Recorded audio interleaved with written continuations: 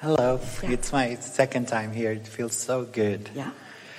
I want to ask you about when I'm about to release resistance, my body feels very weird, very uncomfortable.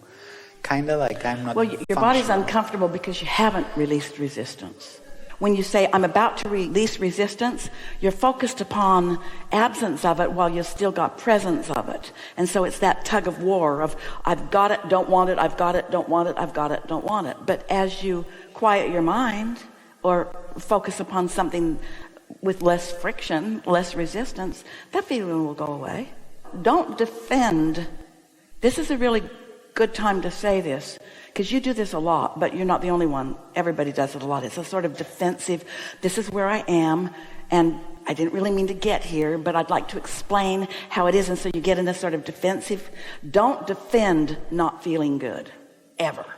Because while by earth standards you've got very good reason for it, in other words, you get on a daytime talk show and get the audience to choose sides. A lot of people choose your side, but they're not the law of attraction.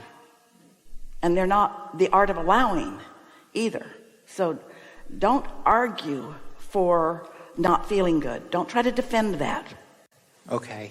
I was asking because I heard you saying that there were some tapes that Esther didn't want us to see when she was struggling to hold it. She wasn't struggling. Oh, it was blowing and flowing. Jerry was asking questions and she was in the state of allowing, but she was sitting and her limbs were sort of moving about. She looked like, you see those things that have air on them by the highway?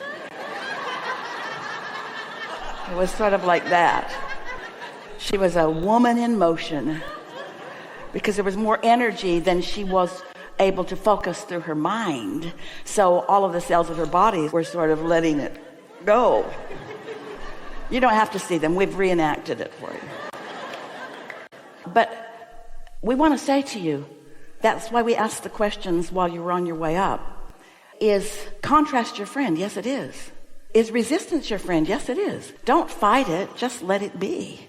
Don't fight it. Don't defend it. Don't pretend that it isn't there when it is. Just accept it and then move as best you can from wherever you are in the direction of what feels a little better and what feels a little better. For a long time, when Esther stood here, for a long time, she couldn't do what she's doing now unless she was sitting down. It was too disorienting.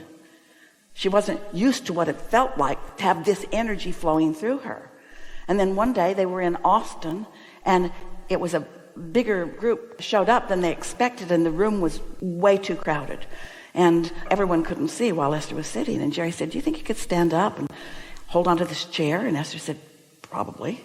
And so she stood up, and that's the last time she ever sat down for a gathering when it was better that she stood up. She would come to the podium, it's ready to start, and she's sort of hanging on for dear life because she knows she's going to start swooning as soon as she releases her view of the world's going to feel different to her. And so she wanted to be sure that she had something to hang on to. Now she's acclimated. In other words, she walks around as Abraham a lot of the time. So don't worry about it. Okay, just one more. I'm in one of those moments where I feel my inner being can make anything happen for me. Yeah. And every single Wait. Your inner being isn't making anything happen for you. Your inner being in cooperative partnership with you is holding your vision in a non-resisted way. Your inner being has the ability to look at where you want to be and never looks at where you are in relationship to where you want to be. And the way you feel lets you know whether you're calibrated to your inner being or calibrated to what is.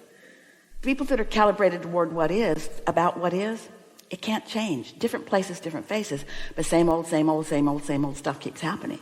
You got to look where you're wanting to be. Can I let my inner being choose instead of me choosing? We'll ask them no. So I have to choose. Your inner being is in on it with you, but here's the thing. So your inner being is choosing all the time. Your inner being is choosing all the time. That's why you have emotions.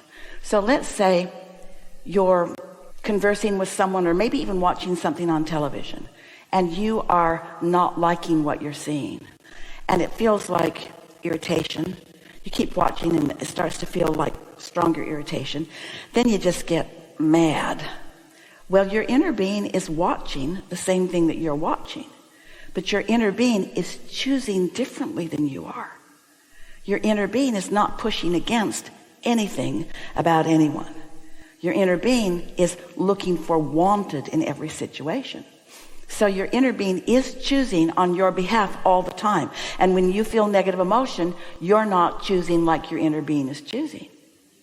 If someone you don't know calls you on the telephone and said, hello, you don't know me, I'm just calling to tell you I will never call you again. You say, good to know. I'm blocking your number. But if somebody that you care about says that to you, you would feel strong negative emotion. So now inner being comes into the picture. Someone calls you that you don't particularly care about them, you feel no emotion. Somebody that you really care about says they're not going to call you again. Your inner being sees it all, is aware of it all, but doesn't see it as a slight to you, doesn't see it as the end of your life, understands that it's a contrasting experience that's causing you to launch rockets of desires, knows that value is coming out of this for you, is eager about the value that's coming, and immediately looks forward toward the value, and so feels no negative emotion. And if you're looking at it differently, then you're not looking where your inner being has chosen. Okay, thank you. That was really good. This is a really good time for a segment of refreshment.